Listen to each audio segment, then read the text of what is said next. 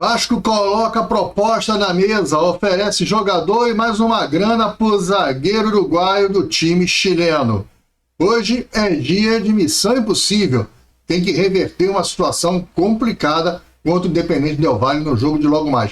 Vamos falar sobre esses dois assuntos no vídeo de hoje. Antes, deixa eu só pedir para que você não esqueça de deixar o seu like nesse vídeo e pedir para que você se inscreva no nosso canal se você ainda não for inscrito. Aproveita, vai lá e ativa o sininho de notificações, aquela opção todas, porque assim, sempre tiver vídeos novos por aqui, o YouTube te avisa. Vamos ao vídeo. Olá, Vascaíno, bem-vindo ao canal Gigante Vascaíno. Eu sou o André Luiz e está entrando no ar o nosso programa Almoço do Gigante. Esse programa sempre na hora do almoço, lá para 1h da tarde, 1h30, né, de segunda a sexta, né? E sempre a gente coloca o programa Almoço do Gigante. Olha, hoje começando com a história aí do Independente Del Valle. O Vasco vai pegar o Independente Del Valle logo mais, às 9h30 da noite, né? Um jogo que vai ser transmitido pela Paramount e, se não me engano, pelo SBT, o SBT na TV aberta, né? Também vai ter o SBT no YouTube. E um jogo que o Vasco precisa ganhar no mínimo de 4-0 para levar o jogo para os pênaltis. Bem, eu acredito que o Vasco vai ganhar o jogo. Eu não consigo acreditar na classificação.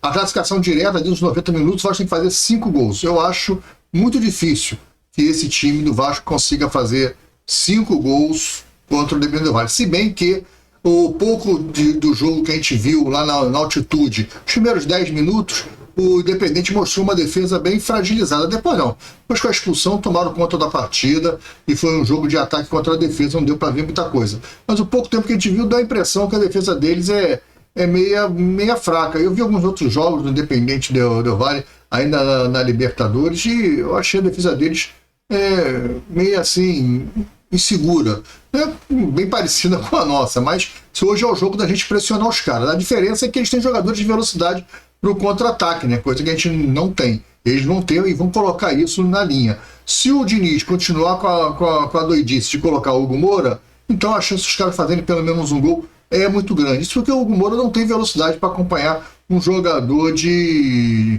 explosão do Independente Del Valle. O Hugo Moura não tem essa velocidade. O mais correto seria o Luiz Gustavo, que é da posição, sabe jogar por ali e tem essa velocidade. Mas o Diniz prefere improvisar do que botar o jovem da base, que jogou bem quando jogou como titular do Vasco. Mas enfim, não sei se é pela pressão do jogo, sei lá, acho que não é para proteger, porque ele não gosta mesmo, não quer e acabou. O único jogador jovem que ele vê no time é o Ryan e mais ninguém tem chance. A base do Vasco é uma base extremamente vitoriosa, uma base extremamente campeã, vários jogadores na seleção do Sub-20, mas não serve para o Vasco. Serve para o Cruzeiro que é o Cauã Barros, o São Paulo pegou o Matheus Ferreira, mas no Vasco o jogador não tem chance, não joga, para o Vasco não serve. Para o Vasco quem é bom é o cara improvisado, é o Hugo Moura, que é 10 jogando pela esquerda. Eu acho isso um absurdo, uma maluquice do Diniz. Eu acho que isso até vai pegar ranço do treinador se ele fizer realmente essas coisas. Mas enfim, esse é o Vasco deve ir escalado com o Léo Jardim, o PH, João Vitor, Hugo Moura, se o Caixeta não jogar que está resfriado, Hugo Moura e o Vitor Luiz ou o Leandrinho, né? E aí, se o Hugo Moura ficar de zagueiro, se o Lucas Feita não jogar, deve ser Jair, Tietê, Ryan, Garré e Nuno Moreira, ou Nuno Moreira e Lloyd no ataque Verrete. Vamos ver o que vai acontecer. O Vasco bem desfalcado também para esse jogo. O jogo vai ser bem complicadinho. Vamos ver se o Vasco consegue furar uma defesa bem fechada lá e fazer os gols conforme tem que fazer. Eu acho que o Vasco tem que ter calma, paciência. É um jogo de paciência. Não adianta você pensar que tem que fazer 4 gols se você não fizer o primeiro. Tem que fazer o primeiro. Depois você pensa que fazer o segundo. Depois do segundo pensar em fazer o terceiro. Depois do terceiro, sim. Aí você vai pro abafo para tentar o quarto e o gol da redenção. Mas eu acho muito difícil. Mas assim, a gente vai assistir, a gente vai fazer pré-jogo aqui no canal. Vamos ter o pré-jogo 8h15 da noite, vamos ter pós-jogo. Após acabar o jogo, a gente vai fazer o pós-jogo. Normal, vamos fazer o nosso trabalho aqui, que a gente sempre faz aqui no canal Gigante Vascaíno. Vamos dar as notas, né, galera? Gosta das notas.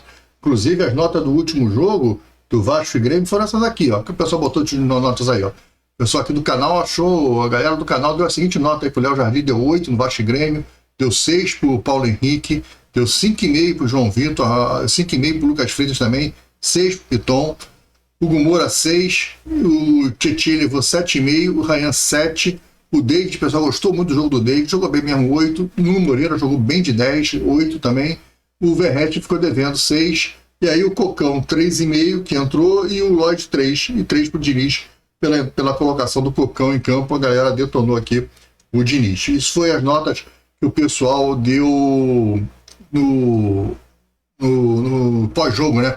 De Vasco e Grêmio, jogo que foi no sábado, tá?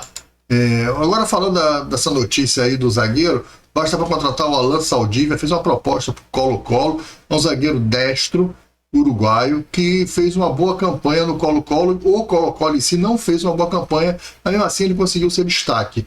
Eu vi alguns melhores momentos do Alan Saldívia e não me animei, achei ele jogador, não precisa, fraco. Para mim é um cara que vai vir aí para brigar uma posição com o João Vitor, talvez com o Maurício Lemos. Olha, eu achei ele fraco. Eu achei ele parecido com o João Vitor. Eu achei ele muito parecido com o João Vitor. Eu não achei assim, nada demais para contratar o cara. Mas entre o Alan Saldívia e o Jean Davi, eu vou explicar isso daqui a pouco. O Jean Davi não é zagueiro, André, não tem nada a ver, não. Mas entre você ter o Jean Davi no elenco e o Alan Saldívia, eu prefiro o Alan Saldívia. Pelo menos são 3 zagueiros ali para a direita, já que o Vasco emprestou o Lincoln para o Volta Redonda. Então repõe ali com o Alan Saldívia. O Vasco ofereceu o Jean Davi para o Colo-Colo e mais um valor em dinheiro. O Colo-Colo gostou da proposta, parece que vai aceitar. O único detalhe é que o Colo-Colo está temerário com um histórico recente de pagamentos do Vasco. Então, como esse dinheiro não é à vista, é um dinheiro a prazo, o Vasco dá o Jean Davi e dá mais um dinheiro lá na frente, o Colo-Colo quer uma garantia bancária devido ao Vasco estar em recuperação judicial e aos transferban. E aí o negócio empacou porque o Vasco não consegue a garantia bancária, ainda não conseguiu essa garantia bancária. E o Vasco não tem dinheiro para nada. O Vasco é um clube sem dinheiro. A gente não entende como é que o Vasco está sem dinheiro para nada. Se o Vasco tem a maior patrocínio, o Vasco tem a maior receita de televisão, como é que o Vasco está sem dinheiro? O Vasco não conseguiu pagar 1 milhão de multa para trazer o Cauã Barros. Não trouxe ainda. O Cauã Barros já era para estar treinando no Vasco, né? Um jogador que é do Vasco, está no América de Minas, um contrato mal feito pela gestão do Pedrinho e do Felipe. Esse contrato foi assinado em janeiro desse ano. O Vasco emprestou de graça para o América Mineiro e deixou colocar uma cláusula que se quisesse pegar o jogador que ele emprestou de graça, ele teria que pagar 1 milhão. Isso é uma coisa assim de circo, né? Uma coisa assim de circo, e ninguém faz isso no mundo. Só o Vasco achou que isso estava certo, que isso é legal. Eu empresto de graça e tenho até aqui eu fiz até uma analogia do controle remoto. Meu vizinho pede controle remoto do Xbox emprestado, e aí eu não estou jogando, eu empresto para ele. É legal, eu empresto para ele, não cobrei nada, vou lá, empresto. Meu vizinho, emprestei lá o controle. Aí passa 2 meses, 3 meses, eu, quero voltar a jogar Xbox, meu controle está no vizinho, falando, ele fala, dá para emprestar devolver meu controle? Claro, devolvo, mas tem uma taxa de R$1.000 de multa, que eu estou usando o teu controle, Peraí, o controle é meu, cara, eu deixei aí de graça, te emprestei de graça, emprestei. Foi de graça, você não me pagou nada, como é que você quer que eu pague R$1.000 para pegar o meu controle de volta? Você está cobrando o quê? Sequestro? Resgate? Esse é o contrato que o Vasco assinou com o América Mineiro. Então, essa é brincadeira o negócio desse, é uma coisa de maluco. A gestão do Vasco, ela não sei se ela é infantil, se ela é estúpida, se tem alguma coisa por trás disso.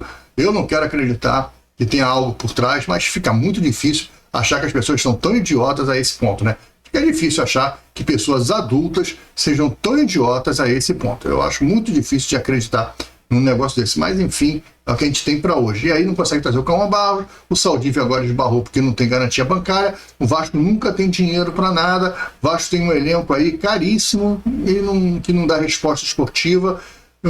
As mesmas práticas das 7 partes estão sendo feitas pela diretoria do Felipe e do Pedrinho, né? A gestão da Sempre Vasco, na parte do futebol, ela é horrorosa, contrata mal pagando caro. Tá aí os casos de Lloyd Augusto, né? Jogador que nunca teve nenhum valor pago por ninguém, nenhum clube que contratou o Lloyd Augusto pagou nada por ele, sempre foi transferências gratuitas, sempre foi de graça a transferência. O Vasco resolveu pagar R$9 milhões.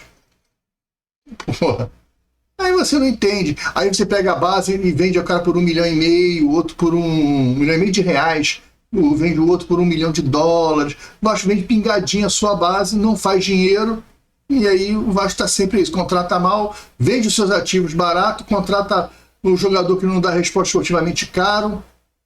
É isso aí, essa é a gestão do Vasco, uma coisa horrorosa. Mas a história do Alan Saldívia é essa. Eu só fico torcendo para que ele venha para poder o Jean Davi sair. Eu não acho que o Alan Saldivia vai ser uma boa. Só pela, como o Janda aqui vai em definitivo, você se livra de uma mala definitivo. É melhor você mandar uma certeza embora, certeza de ruindade embora, e trazer e ficar com a dúvida. É melhor ficar com a dúvida é o Saldivia. Então fica com essa dúvida aí, mas manda uma certeza embora. Eu acho que é isso, mas eu acho que é uma contratação também fraca, pífia. Balbuena dando mole, aí vai fechar com o Grêmio só pelo salário, mas não consegue se acertar com o Balbuena para poder trazer pelo salário. Uma diretoria ridícula, nunca tem. O Vasco levou chapéu do Santos. Mentira, não levou. O Vasco não chegou nunca a fazer contato com esse atacante paraguai que está sendo falado. O Vasco não está vendo ninguém, cara. O Vasco não está se movimentando. O Vasco está falando nada com ninguém. O Vasco não está fazendo nada. O Vasco está parado no tempo, entendendo que esse elenco é o 8º melhor do país. E esse elenco vai dar resposta e vai tirar o Vasco dessa situação. Para esses caras, o Vasco ser 12º, 13º, tá bom demais. Eles vão abrir champanhe e comemorar no final do ano. Puxa, fomos 13º. Eba. Pô, os caras lutam para não ser rebaixado. Essa aqui é a verdade. Uma vergonha a gestão esportiva da Sempre Vasco, principalmente do Pedrinho e do Felipe. Tá bom? Galera, é isso. Fique com Deus, um grande abraço. Logo mais tem a live, né? 8h15 da noite, às 20h15, a gente entra ao vivo com a nossa live de pré-jogo. Missão impossível para daqui a pouco. Tá falado? Um grande abraço, fique com Deus. Até mais. Tchau, tchau.